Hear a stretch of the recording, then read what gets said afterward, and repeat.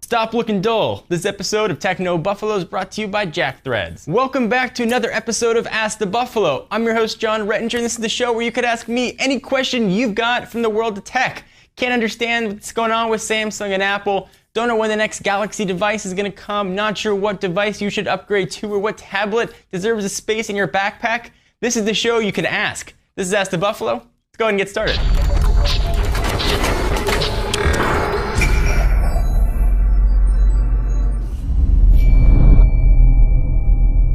FinRocks JT wants to ask, what are your thoughts about the Next Nexus devices from Google? That's a great question. For those of you guys that don't know what Nexus devices are, they're pure Google experiences.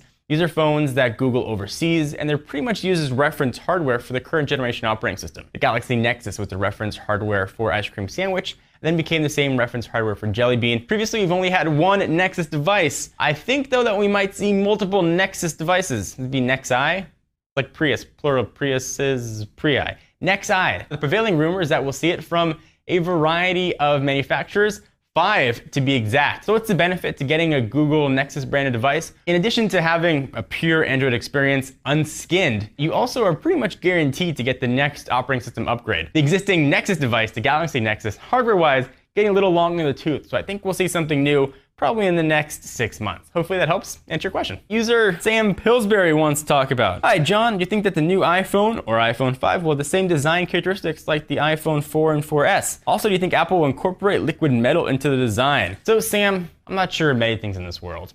I'm not sure if I'm gonna be alive tomorrow. I'm not sure what the weather's gonna be.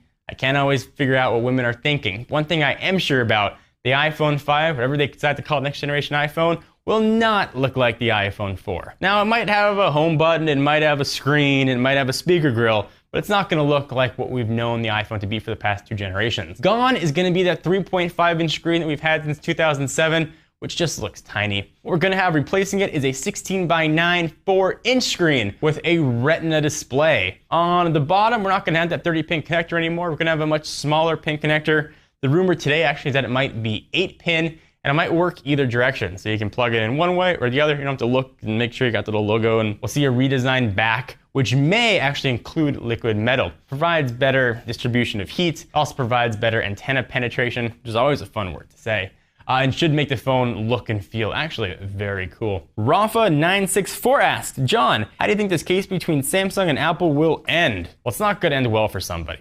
So let me give you guys a quick brief synopsis of what's going on.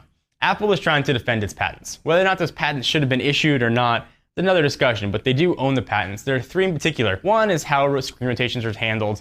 One is sort of a kinetic movement when you scroll from side to side. And another one has to do with multi-touch. And there's a 4th, rather, design patent as well. That's sort of up in the air. Samsung is claiming that Apple infringed on some of its wireless patents, how it uses 3G radio, and some other technical mumbo jumbo. So what does this mean? Well, if Apple wins, they're looking for $2.5 billion in damages, and will halt sales in the US of pretty much all Samsung devices, including the Galaxy S3, possibly still the Galaxy Nexus, and certainly the Galaxy Tab series of devices. If Samsung wins their side of the battle, they're looking for about 2.4% of every iDevice that's being sold. So that's iPod Touch, iPad. Do I think it's a gratuitous lawsuit? Yes, I absolutely do.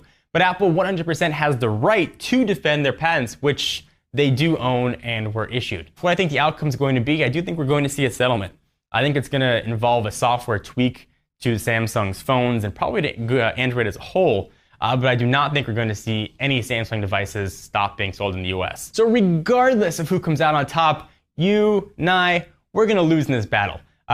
Anytime court cases like this come down to consumer wallets, we always end up on the bottom. So I know you guys hopefully watch some of my videos and you see my awesome sense of fashion. If you want to get clothes and you want to always look like you're on the cutting edge, if you don't want to pay cutting edge prices, check out our friends at Jack Threads. Only suckers pay full price. If you love alternative apparel brands like Kid Robot, Hurley, Stussy, but ain't wasting all your hard-earned cash on them, listen up. You can score these premium brands up to 80% off every day. There's a new invite-only shopping club just for guys called Jack Threads, serving up street, skate, and surfwear brands at prices that will melt your brain. There's a waitlist to join, but if you head on over to jackthreads.com/techno, you'll get instant access right now. So it's jackthreads.com/techno. you're probably gonna buy the clothes anyway, you might as well save 80%. Show your support for us at Techno Buffalo, and you get some new duds while you're at it.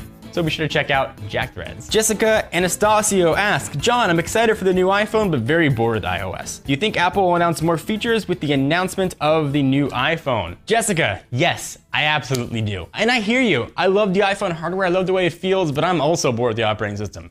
I think we're gonna see a ton of new features unveiled and unearthed when we get the new iPhone hardware. Chief among them, NFC. I think we're gonna see a mobile payment system finally being introduced from Apple. We're also hearing rumors that we might get some sort of Bluetooth connectivity from device to device. I still hope that we haven't seen the end of what Apple's gonna do with Notification Center. I'm still hoping that maybe we'll get some more widgets in there and a better way to view information at a glance. As far as other killer features, that has yet to be seen. I would definitely take a look at the feature list of iOS 6 and see if you can live with it. If you can't, there's some great alternatives out there. Windows Phone 8 is just around the corner, and Android Jelly Bean is my daily driver and has really been a rock star for me.